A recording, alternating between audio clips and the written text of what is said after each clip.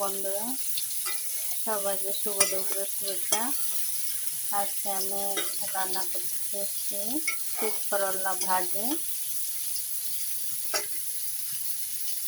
আপনাদের কার কার পছন্দ তিত করলা ভাজি?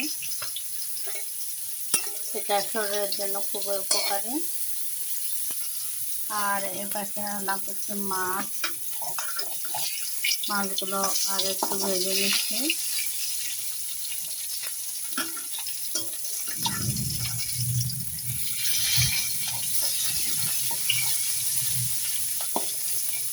আমরা মাছ ভাজি যেটা কেউ খেতে পারি না, তাই একটু ভেজে নিচ্ছি, তারপর রান্না করব।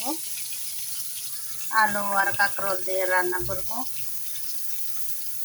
এই জন্য পেঁয়াজ কুটে রেখেছি, তারপর টমেটো কেটে রেখেছি, ধনিয়া পাতা কেটে রেখেছি।